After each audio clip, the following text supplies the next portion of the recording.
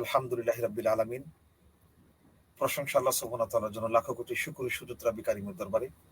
দুরূদ ও সালাম আহমদ মুস্তাফা মুহাম্মদ মুস্তাফা সাল্লাল্লাহু আলাইহি সাল্লামের উপর মাগফিরাত কামনা করছি।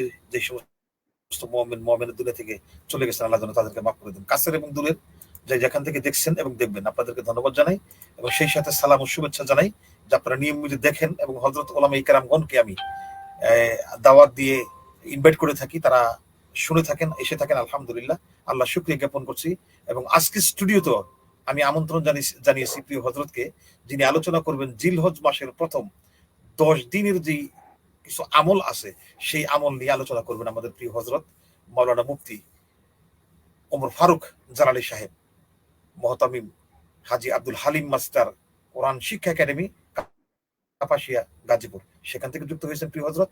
এবং আজকের এই আলোচনা উপস্থাপন করার জন্য আমি প্রিয় হযরতকে বিনীত অনুরোধ জানাচ্ছি। জাযাকামুল্লাহ খায়ের। প্রিয় হযরত, ইনশাআল্লাহ। আসসালামু আলাইকুম ওয়া রাহমাতুল্লাহ। আলহামদুলিল্লাহি কাফা ওয়া সালামুন আলা ইবাদিহিল্লাযীনা ইসতাফা। আম্মা বা'দ। আউযু বিল্লাহি মিনাশ শাইতানির রাজীম। বিসমিল্লাহির রাহমানির রহিম। ইন্না ইদ্দাতাশ শুহুরি 'ইনদাল্লাহি 12 শাহরান ফি কিতাবিল্লাহ في كتاب الله يوم خلق السماوات والأرض منها 4 حرم. فقد قال رسول الله صلى الله عليه وسلم: فهذا صيام الدهر كله وصيام العرفة. إني أحتسب على الله أن يكفر السنة التي بعده أو كما قال عليه الصلاة والسلام. الحمد لله. আমরা আজকে 5 জুন বাংলাদেশ সময় 3টায় বুধবার দিন আজকে আমরা অনলাইনে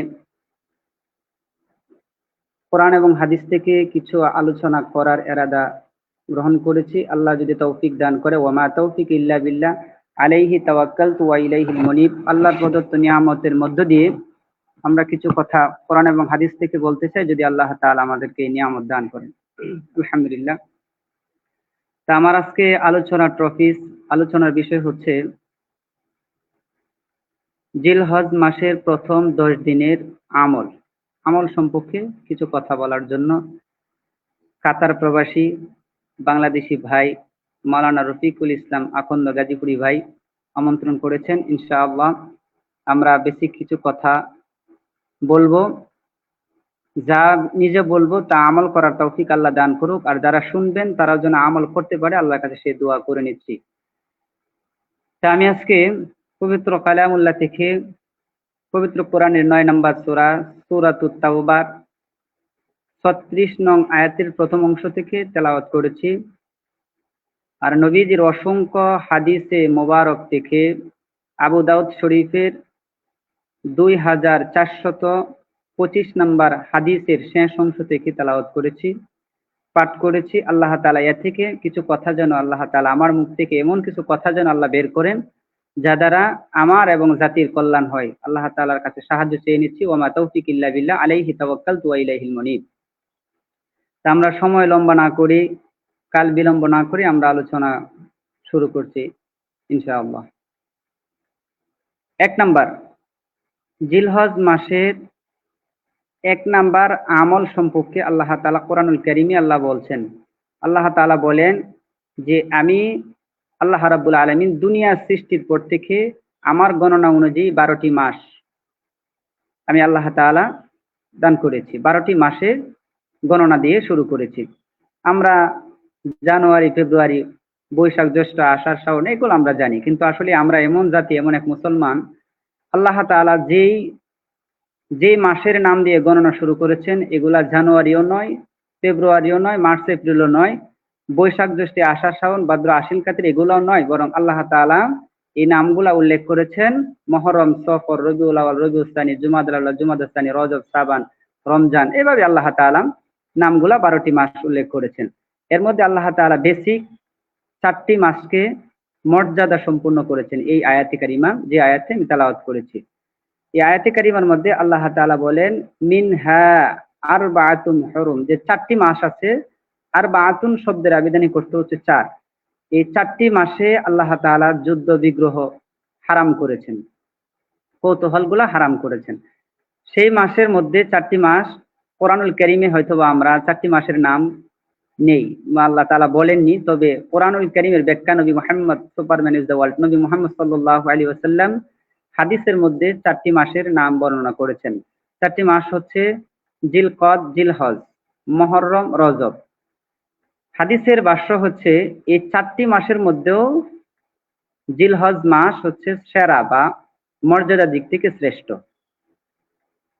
1 নাম্বার আমরা জানতে পারলাম যে 1 নাম্বার রজব, এই জিলহজ মাসের ফজিলতের মধ্যে আমরা 1 নাম্বার হয়েছে আল্লাহর পক্ষ থেকে একটি অতি সম্মানিত একটি মাস পেলাম, যে মাসটা হচ্ছে জিলহজ মাস। 2 নাম্বার, জিলহজ মাসের 2 নাম্বার আমল হচ্ছে যে প্রথম 9 দিন একাধারা প্রথম 9 দিন রোজা রাখা। তবে আমাদের বাংলাদেশে জিলহজ মাস কবে থেকে শুরু হবে? যেমন আগামীকাল বুধবার, আজকে বুধবার, আগামীকাল বৃহস্পতিবার, বৃহস্পতিবার থেকেই আমরা জিলহজ মাসে প্রবেশ করব, আল্লাহ যদি আমাদেরকে বাঁচিয়ে রাখেন। তাহলে আমরা আগামীকালকে থেকেই আমরা এই আমলগুলো শুরু করব। যে প্রথম 2 নাম্বার আমল, প্রথম আমল হচ্ছে যে আল্লাহ তাআলা এই মাসটাকে শ্রেষ্ঠত্ব দান করেছেন। আর 4টি যে 4টি মাস আল্লাহ তাআলা হারাম ঘোষণা করেছেন, যুদ্ধ বিগ্রহ এবং সম্মানিত করেছেন, এই 4টি মাসের ভিতরেও জিলহজ মাসকে আল্লাহ রাসূল সাল্লাল্লাহু আলাইহি ওয়াসাল্লাম শ্রেষ্ঠত্ব বলে ঘোষণা দিয়েছেন। তাহলে আমরা সেই মাস আমরা অতি শীঘ্রই আমাদের কাছে আল্লাহ তাআলা দিয়ে দিয়েছেন, আমরা পেয়ে যাব ইনশাআল্লাহ, যদি আল্লাহ হায়াতে আল্লাহ বাঁচিয়ে রাখেন। তাহলে আমরা এই মাস পেয়েছি 1 নাম্বার। 2 নাম্বার হয়েছে, 2 নম্বর আমল হচ্ছে এই মাসের জিলহজ মাসের 1 থেকে 9 তারিখ পর্যন্ত রোজা রাখা। রোজা রাখা, কারণ রোজা রাখার ব্যাপারে আল্লাহ রাসূল সাল্লাল্লাহু আলাইহি ওয়াসাল্লামের হাদিসের মধ্যে আসছে যে রাসূল করিম সাল্লাল্লাহু আলাইহি ওয়াসাল্লাম রমজান ব্যতীত বাকি 11 মাসের ভিতরে কোনো মাসেই একাধারে রাসূল করিম সাল্লাল্লাহু আলাইহি ওয়াসাল্লাম রোজা রাখেন নাই, একমাত্র এই জিলহজ মাসের 1 থেকে 9 তারিখ বাদে। তার মানে বোঝা যাচ্ছে যে রাসূল করিম সাল্লাল্লাহু আলাইহি ওয়াসাল্লাম যে প্রতি মাসে 13, 14, 15 3টি রোজা রাখতেন এবং সোমবার এবং বৃহস্পতিবার রোজা রাখতেন। আর মাহে রমজানের 30 রোজা অথবা 29 রোজা আল্লাহ চাঁদ অনুযায়ী যে রোজাগুলো হতেন সেই রোজাগুলো রাখতেন। কিন্তু রাসূল করিম সাল্লাল্লাহু আলাইহি ওয়াসাল্লাম রমজানের পরে একাধারা জিলহজ মাসে 1 থেকে 9টি রোজা তিনি রাখতেন। তাহলে আমাদের উচিত হচ্ছে যে আমরা রাসূলকে যেহেতু আমরা ভালোবাসি, তাহলে আমাদের উচিত যে আমল হিসাবে 1 থেকে 9 দিন রোজা রাখা। তবে বিশেষ করে কেউ যদি 1 থেকে 9 দিন রোজা নাই রাখে, কমপক্ষে হলো আরাফার দিবস, যেটা আমরাকে আরাফা দিবস হিসেবে যেটা আমরা বিবেচনা করি, যার মানে 9 জিলহজ, যেটাকে আমরা আরাফা দিবস বলি, এটা এই দিনে কমপক্ষে যেন আমরা 1টি রোজা হলে রাখি। যে এই রোজা রাখলে কি হবে, যেমন সহিহ মুসলিমের মধ্যে আসছে 1162 নম্বর হাদিস, আর একই হাদিস আবু দাউদ শরীফের মধ্যে 2425 নম্বর হাদিসের একদম শেষের অংশে হযরত কাতাদা রাদিয়াল্লাহু তাআলা আনহু থেকে বর্ণিত। তিনি বলেন, রাসূল করিম সাল্লাল্লাহু আলাইহি ওয়াসাল্লাম বলেন, যে ব্যক্তি ইয়াউমুল আরাফা মানে আরাফা দিবসে রোজা রাখবে, আমি আল্লাহর কাছে আশা করি যে আমার উম্মতের চলে গেছে বছর এবং সামনের যে বছর, এই 2 বছরের গুনাহ আল্লাহ তাআলা মাফ করে দিবে। মানে আগে এবং পরে 2 বছরের গুনাহ আল্লাহ তাআলা মাফ করে দিবে। সুবহানাল্লাহ, আলহামদুলিল্লাহ। যেমন হাদিসটি হচ্ছে রাসূল করিম সাল্লাল্লাহু আলাইহি ওয়াসাল্লাম বলেন, হাযা সিয়ামুদ দাহরি কুল্লি, যে ব্যক্তি 1টি রোজা রাখবে, ওয়া সিয়ামুল আরাফা মানে আরাফার দিনে মানে 9 জিলহজে, ইন্নী আহতাসিবু আলাল্লাহ, আমি আল্লাহর কাছে আশা করি, আইয়ুকাফিরা সানাতাল্লাতি বাদা, তাহলে আমার উম্মতের পিছনে এবং সামনের গুনাহ আল্লাহ তাআলা মাফ করে দিবেন। তার মানে তো আমরা বুঝতেই পেরেছি যে আসলে এই জিলহজ মাসের প্রথম 9 দিনের রোজা রাখার গুরুত্ব কত। তবে আমরা একটি জিনিস খুলাসা না করলেই না হয়। আমরা বর্তমান সময়ে আমরা অনেকেই আমরা মানে জেনে শুনেও আমরা অনেক টেনশনে আছি যে আসলে যেদিন সৌদিতে যেদিন আরাফাত দিবস হয় এদিন কি আমরা বাংলাদেশে রোজা রাখবো, নাকি আমরা বাংলাদেশে যেদিন 9 জিলহজ হয় সেই দিন রাখবো। তবে আমাদের পরামর্শ হচ্ছে, যারা 9 রোজা একাধারে রাখবে তাদের তো এখানে কোনো প্রশ্ন এবং তাদের কোনো মন্তব্য থাকার কথাই নয়। আর যারা এটা নিয়ে আমরা টানাহেঁচড়া করি, মতানৈক্য তৈরি করেছি, আমরা তাদেরকে সাজেস্ট করব যেন দুদিনই রোজা রাখেন। কারণ হচ্ছে এখানে ইয়াউমুল আরাফা, এটা হচ্ছে আমরা শব্দটাকে আমরা বানিয়ে নিয়েছি।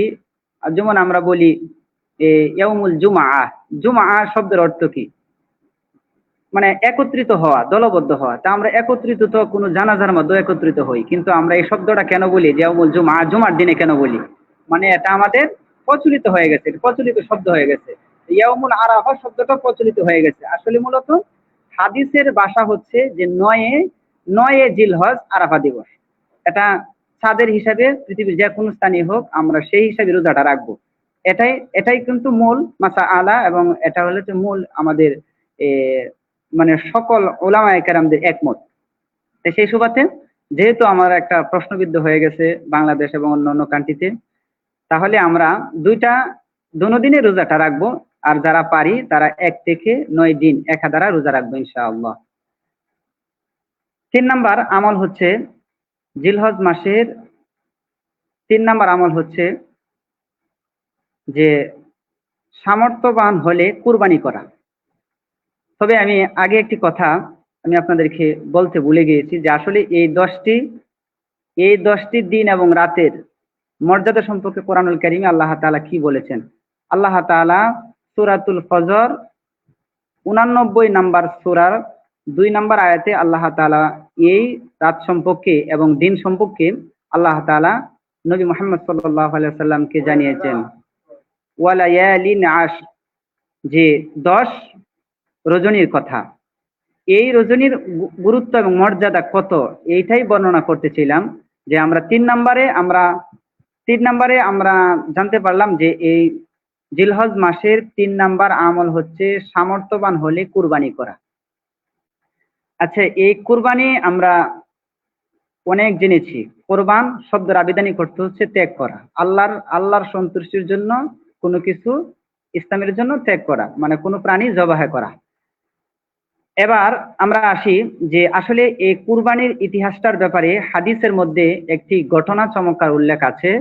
যে নবী করিম সাল্লাল্লাহু আলাইহি সাল্লামের সাহাবাগণ প্রশ্ন করলেন, ক্বালা আসহাবু ইয়া রাসূলুল্লাহ, রাসূল সাল্লাল্লাহু আলাইহি সাল্লাম সাহাবীগণ বললেন ইয়া রাসূলুল্লাহ মা হাযিহিল আযহি, যে এই কুরবানির হাকিকত কি, কুরবানির হাকিকতটা কি? ক্বালা সুন্নাতে আবিকুম ইব্রাহিম, রাসূল করিম সাল্লাল্লাহু আলাইহি সাল্লাম বলেন যে কুরবানি হচ্ছে যে আমাদের জাতির পিতা ইব্রাহিম আলাইহিস সালাতু ওয়াস সালামের সুন্নাহ। তা আমরা জাতির পিতা কেন বললাম? কারণ জাতির পিতা নিয়েও বর্তমানে একটি সমস্যায় আমরা আছি। তবে জাতির পিতা কেন বললাম? কারণ কোরআনুল কারীমে আল্লাহ নিজে বলছেন যে কোরআনুল কারীমে আল্লাহ তাআলা নিজেই ঘোষণা দিচ্ছেন যে আবিকুম ইব্রাহিম, নিঃসন্দেহে তোমাদের জাতির পিতা ইব্রাহিম আলাইহিস সালাতু ওয়াস সালাম। তো সেই সুবাদে আল্লাহর নবী মুহাম্মদ সাল্লাল্লাহু আলাইহি সাল্লাম সাহাবাদেরকে বললেন ক্বালা সুন্নাতে আবিকুম ইব্রাহিম, হে আমার সাহাবীগণ ও আমার উম্মত, তোমরা শোনো যে কুরবানি হচ্ছে এই যে আমাদের জাতির পিতা এবং আমার পিতা ইব্রাহিম আলাইহিস সালাতু ওয়াস সালামের সুন্নাহ।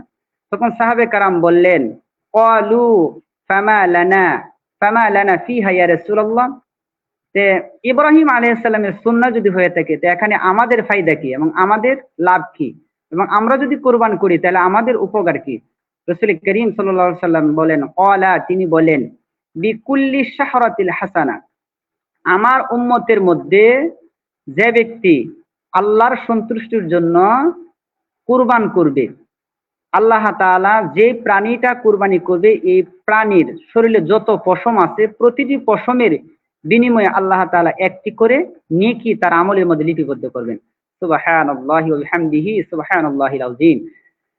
এই কথা বলার পর আরেকজন সাহাবী রাসূল করিম সাল্লাল্লাহু আলাইহি সাল্লামকে প্রশ্ন করলেন, ক্বালু, হে রাসূল সাল্লাল্লাহু আলাইহি সাল্লাম, এ আমার নবী, যদি ফাসসুহফু, যদি আমরা উট বা দুম্বা জবাই করি, কারণ উট এবং দুম্বার শরীরে তো অনেক লোমকূপ থাকে, তাহলে তাহলে কেমন সব হবে? রাসূল করিম সাল্লাল্লাহু আলাইহি সাল্লাম বলেন, ইয়া রাসূলুল্লাহ, রাসূল সাল্লাল্লাহু আলাইহি সাল্লাম বলেন, ক্বালা বিকুল্লি শাহরাতিন মিনাস সুহফিল হাসানা, যদিও উট এবং দুম্বাও কেউ যদি আল্লাহর রাস্তা কুরবান করে, তাহলে মহান আল্লাহ তাআলা উট উট এবং দুম্বা, ভেড়া, এগুলোর শরীরেও যতটুকু পরিমাণ লোমকূপ বা লোম থাকবে, আল্লাহ রাসূল সাল্লাল্লাহু আলাইহি সাল্লাম বলেন সেই পরিমাণে এক একটি লোমকূপের পরিবর্তে এক একটি করে সওয়াব আল্লাহ তাআলা লিপিবদ্ধ করবেন। তাহলে আমাদের উচিত যে যাদের সামর্থ্য আছে, যারা সামর্থ্যবান, বিশেষ করে যাদের কুরবানি দেওয়া, যাদের উপর ওয়াজিব, যারা যারা কুরবানি দেয়, নেশাব পরিমাণে সম্পদ যাদের আছে এবং যারা ফিতরা যাকাত দেওয়ার অধিকার রাখে, তারা যেন কুরবানি করে। আর এই কুরবানির বিষয়টার ব্যাপারে তবে আমরা এই জিনিস জেনে রাখি যে যাকাত পূর্ণ 1 বছর মালিকানা দিন, নেশাব পরিমাণ সম্পত্তির মালিক পূর্ণ 1 বছর থাকতে হবে, তারপর যাকাত দিতে হবে। তবে কুরবানির মাসাআলা হচ্ছে, যদি ঈদের দিনেও, এমনকি যদি ঈদের দিনেও যদি কুরবানি দেওয়ার মতো টাকা অর্থ সমর্থন হয়ে যায়, তারপরও তার উপর কুরবানি দেওয়া ওয়াজিব। তাহলে আমরা এটা জানতে পেরেছি। আর দ্বিতীয় কথা হচ্ছে কুরবানি দেওয়া। আর যারা সমর্থন থাকার সত্ত্বেও যারা কুরবানি দেয় না, রাসূল করিম সাল্লাল্লাহু আলাইহি ওয়াসাল্লাম তাদের ব্যাপারে আল্লাহ রাসূল সাল্লাল্লাহু আলাইহি ওয়াসাল্লাম রেড সিগন্যাল, মানে গুরুত্বপূর্ণ, আল্লাহ রাসূল সাল্লাল্লাহু আলাইহি ওয়াসাল্লাম একটি বার্তা প্রেরণ করেছেন, বার্তা পৌঁছে দিয়েছেন। রাসূল করিম সাল্লাল্লাহু আলাইহি ওয়াসাল্লাম বলেন, মাউ ওয়াজাদা সাআতুল লিআন ইউযাহিয়া ফালা ইউযাহা ইয়াহসু মুসাল্লানা, যদি কেউ সমর্থন আছে কিন্তু সমর্থনবান হওয়ার পরও কুরবানি দিচ্ছে না, রাসূল করিম সাল্লাল্লাহু আলাইহি ওয়াসাল্লাম বলেন সে যদি কুরবানি না দেয়, সে যেন ঈদগার মাঠে উপস্থিত না হয়, মানে ঈদের মাঠে না যায়। তার মানে আমরা এই জিলহজের 10 দিনের প্রথম 10 দিনের আমলের মধ্যে 3 নম্বর আমল আমরা জানতে পারলাম যে সামর্থ্যবান হলে কুরবানি করা। আর যদি সামর্থ্যবান থাকা সত্ত্বে কুরবানি না করে, তো রাসূলের হাদিস হচ্ছে সে যেন ঈদগার মাঠে না যায়। আর যদি কুরবানি করে, তাহলে রাসূল করিম সাল্লাল্লাহু আলাইহি ওয়াসাল্লাম হাদিস থেকে আমরা জানতে পারলাম যে যদি কোনো মানুষ যদি কুরবানি করে, তাহলে ক্বালা বিকুল্লি শাহরাতিল হাসানা, তাহলে প্রতিটি লোমকূপের, যে প্রাণী জবাই করবে এই প্রাণীর প্রতিটা লোমকূপের পরিবর্তে আল্লাহ তাআলা একটি করে নেকি লিপিবদ্ধ করবেন, হাদিস দ্বারা প্রমাণিত। এবার আসি আমরা 4 নাম্বার অপশন হলো যে এই যে আমরা কথাগুলা বলতেছি যে প্রমাণ ভিত্তিক, 4 নাম্বার হচ্ছে যদি কেউ, কোনো বান্দা যারা কুরবানি করবে, তারা যেন জিলহজ মাসের চাঁদ ওঠার পূর্বেই তাদের যেন শরীরের অবাঞ্ছিত লোমগুলা অথবা হাতের নখ, পায়ের নখ, এগুলা যেন কেটে ফেলে। কারণ এগুলা যেন চাঁদ ওঠার পর না কাটে। এর দলিল রাসূল করিম সাল্লাল্লাহু আলাইহি ওয়াসাল্লাম সহিহ মুসলিমের 1977 নম্বর হাদিসের বর্ণনা। রাসূল করিম সাল্লাল্লাহু আলাইহি ওয়াসাল্লাম বলেন, যারা কুরবানি দিবে তারা যেন বিশেষ করে শরীরে অবাঞ্ছিত লোম এগুলা যেন চাঁদ ওঠার পূর্বেই, চাঁদ দেখার পূর্বেই যেন কেটে ফেলে। আর হাতের নখ, পায়ের নখ এগুলা যেন কেটে ফেলে, মাথার চুল এগুলা যেন কেটে ফেলে। তবে যারা কুরবানি না দিবে ওরাও যদি কাটে, তাহলে সব থেকে বঞ্চিত হবে না, তারাও সবের অধিকারী হবে। কারণ আল্লাহ তাআলা বলেন, তামান জাআ বিল হাসানাতি ফালাহু আশরু আমসালিহা, আল্লাহর কাছে কোনো সওয়াবের কোনো শেষ নেই এবং সওয়াবের ভান্ডার আল্লাহর কাছে আছেন। এই জন্য আমরা সব থেকে যেন বঞ্চিত না হয়। কেউ যদি ভালো কাজ করে, কেউ যদি কোনো ভালো কাজ করে, আল্লাহ তাআলা তাকে তার প্রতিদান দান করবে, প্রতিদান তাকে দিবেই, এটা আল্লাহ পাকের ওয়াদা। তো সেই সুবাদে আমরা যারা কুরবানি দিব না, তারাও যেন এই আমলটা করি যে হাতের নখ, পায়ের নখ, মাথার চুল এবং শরীরের অবাঞ্ছিত লোমগুলা যেন আমরা যেন চাঁদ ওঠার পূর্বেই, মানে বাংলাদেশে আগামীকালকে চাঁদ উঠবে, সেই সুবাদে আমরা যেন আগামীকালকে সূর্য হস্ত যাওয়ার আগেই, মানে আগামীকালকে দিনে বৃহস্পতিবারে যেন আমাদের শরীরের অবাঞ্ছিত লোম, হাতের নখ, পায়ের নখ এবং মাথার চুল যেন আমরা কেটে নেই, আমরা এটা যেন আমরা করি ইনশাআল্লাহ। এটা হচ্ছে জিলহজের 10 দিনের 4 নাম্বার আমল। আর 5 নম্বর আমল হচ্ছে জিলহজ মাসের প্রথম 10 দিনের 5 নম্বর আমল হচ্ছে 4 ধরনের জিকির লেগে থাকা, 4 ধরনের জিকির সবসময় মানে করতে থাকা। এটা এটা হাদিস দ্বারা প্রমাণিত। আহমদ হাদিস, এই হাদিসটিও প্রমাণিত আছে যে 4 ধরনের জিকিরে ওয়াল টাইম লেগে থাকা, মানে এই জিলহজ মাসের প্রথম চাঁদ ওঠা থেকে শুরু করে যেন 4 ধরনের জিকির যেন করতে থাকে। এই 4 ধরনের জিকির কি? আহমদ শরীফের হাদিসের বর্ণনা 5446 নম্বর হাদিসের বর্ণনা যে 4 ধরনের জিকির কি। 1 নম্বর হলো তাসবিহ। তাসবিহ কাকে বলে? তাসবিহ হচ্ছে সুবহানাল্লাহ, তাকে তাসবিহ বলে। আরেকটি হচ্ছে তাহমিদ। তাহমিদ কি? তাহমিদ হচ্ছে আলহামদুলিল্লাহ, আল্লাহর প্রশংসা পাঠ করা। আর তাহলিল, তাহলিল জিকির, তাহলিল জিকির লা ইলাহা ইল্লাল্লাহ পড়া। আরেকটি হচ্ছে তাকবীর, আল্লাহু আকবার পাঠ করা। এই 4টি জিকির যেন আমরা যেন ভুলে না যাই, কারণ এটা আমরা যেন মাথায় থাকে যে আল্লাহ তাআলার কাছে এই 10টি দিনের আমলের গুরুত্ব এতই বেশি যে কেমন বেশি। একজন সাহাবী রাসূল করিম সাল্লাল্লাহু আলাইহি ওয়াসাল্লাম প্রশ্ন করেন, ইয়া রাসূলুল্লাহ, এই জিলহজ মাসের এই 10 দিনের আমল কি এই যে জিহাদের চাইতে বেশি? রাসূল বলেন, হ্যাঁ অবশ্যই জিহাদের চাইতে বেশি, তবে ওই শহীদকারীর চাইতে বেশি নয় যে শহীদকারী তার জান মাল আল্লাহর রাস্তায় বিলীন করে দিয়েছেন, কোনো কিছু ফিরত নিয়ে আসে নাই, ওই লোকের চাইতে কম। আর এর ছাড়া যারা দ্বীনের জন্য, আল্লাহর দ্বীন কায়েমের জন্য যারা জিহাদ করতে যায় তার চেয়েও বেশি আমল হচ্ছে এই জিলহজ মাসের 10 দিনে আমল করা। তাহলে তো আপনারা বুঝতেই পেরেছেন। তাহলে আমরা একটি হাদিসের মধ্যে পাওয়া যায় হযরত আব্দুল্লাহ ইবনে মাসউদ এবং হযরত ওমর ইবনে খাত্তাব রাদিয়াল্লাহু তাআলা আনহু, তারা উভয়ে বাজারে গিয়ে জুড়ে জুড়ে এই 4 প্রকার জিকির করতেন, যেন তারা মানুষ যেন এই জিকির তেনে যেন গাফেল না হয়, ভুলে না যায়, এই জন্য তারা জুড়ে জুড়ে জিকির করতেন। কিভাবে? 4টি জিকির কি? তাসবিহ, তাহমিদ, তাহলিল, তাকবীর। তা আমরা এই 4টি শব্দ আমরা শিখে রাখি। 1 নম্বর হচ্ছে তাসবিহ। তাসবিহ হচ্ছে সুবহানাল্লাহ পাঠ করা, আর তাহমিদ হচ্ছে আলহামদুলিল্লাহ, আলহামদুলিল্লাহ পাঠ করা, আর তাহলিল হচ্ছে লা ইলাহা ইল্লাল্লাহ পাঠ করা, আর তাকবীর হচ্ছে আল্লাহু আকবার, আল্লাহর বরত্ব প্রকাশ করা। এই আমলগুলা যেন আমরা সর্বদাই করতে থাকি এবং এই আমল থেকে যেন আমরা বঞ্চিত না হই। এটা আমরা যেন এই জিলহজ মাসের প্রথম দিন থেকে যেন আমরা এটা শুরু করে দিই ইনশাআল্লাহ। তারপর 5 নাম্বার গেল। 6 নাম্বার আমল হচ্ছে জিলহজ মাসের প্রথম 10 দিনের 6 নাম্বার আমল হচ্ছে 9 তারিখ, জিলহজের 9 তারিখ ফজর থেকে শুরু করে 13 তারিখ আসর পর্যন্ত তাকবীরে তাশরিফ আদায় করব। এগুলা কি? তাকবীরে তাশরিফ এই বিষয়টা কি? যে আমরা সকলেই এটা আমরা পড়ছি এবং জানি যে আমরা এবার এই যে আমি আগে বলেছিলাম যে বাংলাদেশে একটি সমস্যা সৃষ্টি হচ্ছে যে আরাফার দিবস নিয়ে। কেউ যদি আমরা সৌদির সাথে মিলে যদি আমরা এই তাকবীর পড়তে শুরু করি, তাহলে হাদিসের মধ্যে পাওয়া যায় 23 ওয়াক্ত তাকবীরে তাশরিফ আদায় করা। তো যদি আমরা সৌদির সাথে মিলাই যদি আমরা তাকবীরে তাশরিফ আদায় করি, তাহলে আরো 5 ওয়াক্ত বেড়ে যায়, তাহলে 28 ওয়াক্ত হয়ে যায়। তাহলে আমরা উচিত হচ্ছে চাঁদের সাথে গণনা করা। চাঁদ যেদিন আমাদের বাংলাদেশে যেদিন 29 হবে, মানে 9 জিলহজ ফজর থেকেই আমরা এই তাকবীর দিতে শুরু করব। কিভাবে তাকবীর দিব? আল্লাহু আকবার, আল্লাহু আকবার, লা ইলাহা ইল্লাল্লাহু, আল্লাহু আকবার, আল্লাহু আকবার, ওয়ালিল্লাহিল হামদ। এই তাকবীর পুরুষের জন্য অল্প জোরে পাঠ করা, আর মহিলাদের জন্য মানে একেবারে নিস্তব্ধ হয়ে, মানে বিনা আওয়াজে পাঠ করা। একবার করে প্রতি ফরজ নামাজে একবার করে বলা। আমরা এই মাসালাটা গুলা জেনে নিলাম যে আমরা তাকবীরে তাশরিফ আমরা আদায় করব পুরুষরা 23 ওয়াক্ত, মহিলারাও 23 ওয়াক্ত। তবে মহিলাদের ক্ষেত্রে ফরজ নামাজের পর অল্প জোরে আওয়াজ করে পাঠ করবে, আর মহিলারা আওয়াজবিহীন মানে কোনো শব্দ না করেই একবার করে পাঠ করবে।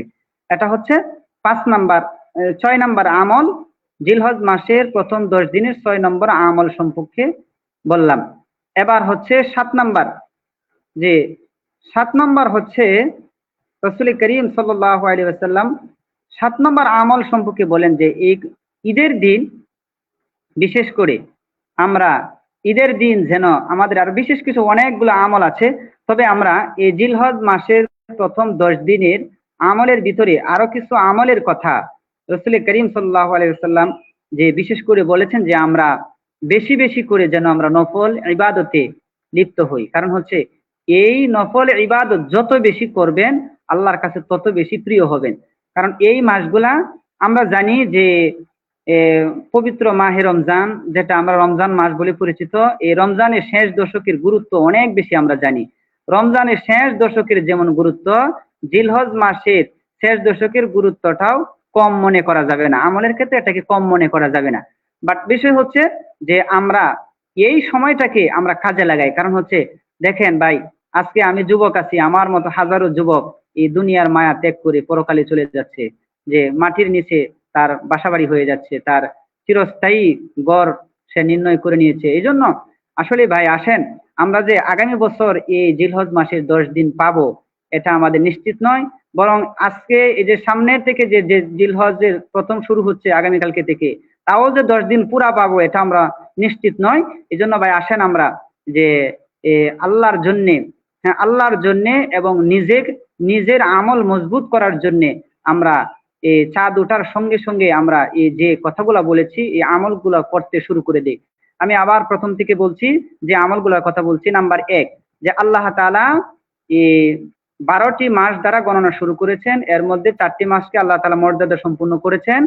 এই 4টি মাসের ভিতরেও আল্লাহ তাআলা জিলহজ মাসের মর্যাদা বেশি করে দিয়েছেন, গুরুত্বপূর্ণ বেশি করে দিয়েছেন।